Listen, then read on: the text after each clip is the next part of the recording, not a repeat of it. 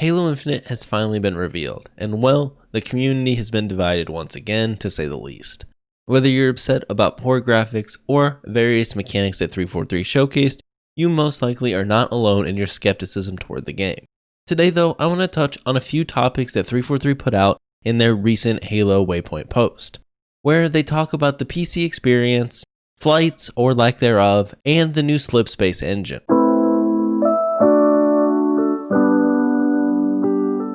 First, let's talk about how they say that PC is going to have a first-class experience. In their exact words, it says a dedicated team at 343 is focusing on ensuring that Halo Infinite offers a best in-class experience optimized for the PC platform. And well, I would be lying if I told you I wasn't a bit skeptical, because if you guys remember when they were porting the Master Chief Collection to the PC, they told us the same thing. They told us we were going to get a first-class experience and we were going to get games that had proper PC ports. And well, if you've been playing the Master Chief Collection on PC at all, like I have, you will know this just isn't the case. It has had so many issues since they started bringing them to PC at the end of last year. Anything from like the frame interpolation of Halo Reach and Halo 2 Anniversary, making playing at uncapped frame rates really unenjoyable, to the extensive list of bugs that we've gotten on the PC version, the terrible Halo 2 launch, which if you remember, basically made the game unplayable for multiple days. We had people who could shoot the ground and get kills with shotguns. You had rockets that would disappear and reappear randomly on the map. It was just absolutely crazy. And then there's also the whole issue of aim assist. I mean, I'm not going to get into that, but you could argue that the way that aim assist sits today really doesn't make you think that Halo was developed for a PC, which to be fair, it wasn't. We do have to consider that the Master Chief Collection is its own beast. In that scenario, they are porting old games to the PC, where like they said for Halo Infinite, they can have that dedicated team to making sure that Halo Infinite does offer a first-class experience on PC. I just am a little bit skeptical. As much as I hate to say it, I wouldn't be surprised if a PC launch for Halo Infinite was delayed a little bit. Or, just like the Master Chief Collection, what if we didn't get all the features that the Xbox gets on launch? Halo Infinite is going to be the opportunity for Halo to really build a PC community, and this is really vital that they get this right. I'm not saying that 343 can't do it. All I'm saying is that we need to be skeptical and wait and see what happens. This 4 lines telling us that they're going to give us a first-class experience on PC really doesn't mean anything until they actually show us that we're getting a first-class experience. Next up, let's talk about 343's flight plans.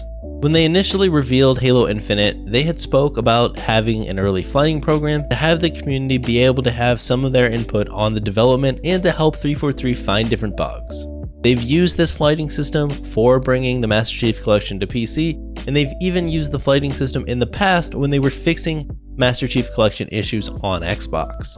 During these flights, the player base has been able to offer critical feedback to help 343 kind of get these products right. Now you could argue, do they actually take our feedback and fix anything that we send to them? And that's a different story, but I do think they at the very least take our input. Whether or not it's something that they actually have the resources to fix in the case of the Master Chief Collection, that's a totally different beast. But I think they are really grateful of all the different issues that we've at least been able to identify for them. Now what they go on to say is that just due to the crazy year that we've had in 2020, they're just not sure if they're actually going to be able to have a flighting program for Halo Infinite. And to that degree, I can understand. COVID has been crazy, and Seattle is actually one of the hardest hitting spots, and that is where 343 is located. Their team has been working from home for what seems like months now, and I'm sure it has slowed down development to some degree. With something like a flight, you would probably be getting that ready up to the last moment. So I do understand why we might not get a flight. And now that said, I am worried about not getting a flight. While it's not unheard of to drop large multiplayer games without any community testing, i.e. something like Apex last year, in general, most games these days have some form of a beta. Now to be fair, some of these betas are just glorified demos, and the development team doesn't actually really fix anything that the community points out. That probably happens just as often as developers using the beta phase to fix problems or to change design decisions. Now in the case of Halo Infinite, here are some of the reasons that I am pretty worried about it. If you guys remember when the flights for Halo Reach started back on the PC, The mouse controls were atrocious. There was input lag and it just felt horrible to use a mouse and keyboard. The community was able to help point that out, and 343 was able to fix that before launch. Now, whether or not they would have fixed that without the flighting system, I don't know, but that is something to just keep in mind. You also have to keep in mind that Halo Infinite for a lot of people is going to be an investment. If you want to play Halo Infinite on the greatest hardware, you're either going to have to play on a PC or the new Xbox Series X. Many players might be skeptical to buy a brand new console just to play Halo Infinite without ever getting to test it out themselves. This harkens back to the Master Chief Collection, where plenty of players went out and bought Xbox Ones just to play the MCC, and it was an absolute disaster. I was one of them, and I went out and I bought an Xbox One just to play the Master Chief Collection. It took well over a year to get the game working to any degree, and by then I had already moved on. You do have to consider though that maybe these players that are skeptical about buying a new Xbox or buying a PC could test out the game on the existing Xbox One. In that case though, they are probably going to be getting a slightly nerfed version of the game, and they still have to pay $60 to play it. It's not like it's going to be cheaper or free by any means. It's one thing if a free-to-play game drops out of nowhere because you can just download that without any investment, but Halo Infinite is going to have an investment, and for people who want to play it on the best hardware, an even greater investment. They do say that they plan on supporting Halo Infinite post-launch, and I think we all knew that was going to be the case anyways, but I guess it's good that they're out there saying it. Overall, I understand why we might not get a flight. It's just been a crazy year, and there's nothing they could have done about that, but that doesn't keep me from being a little bit worried about not getting that flight. Lastly, let's talk about the Slipspace Engine. In their dev post, they referenced that this brand new Slipspace Engine was built from the ground up for Halo, and that is pretty cool. It's supposedly the most powerful engine that they've ever had to work with, but hopefully this also means it's the easiest to work with. I hope by moving to the Slipspace Engine that they get rid of some of that tech debt that we've heard of in the past. Their post also mentions that the campaign is going to be running at 60 FPS with up to 4K resolution. That's good and all, but I really do hope that that is just the bare minimum, and that we actually will have frame rates much higher than 60 FPS.